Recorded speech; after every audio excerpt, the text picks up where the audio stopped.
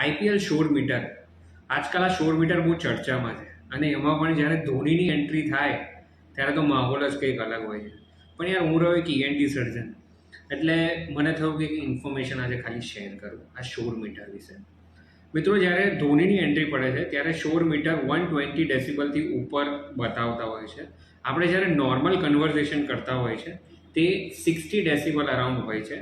અને તમે આ નીચે એક ચાર્ટ જોશો જેમાં લખેલું છે કે 85 ડેસિબલથી ઉપરનો અવાજ જો કન્ટિન્યુઅસલી કાનમાં લાગે તો કાનની હિયરિંગને ડેમેજ થવાની શક્યતા હોય છે.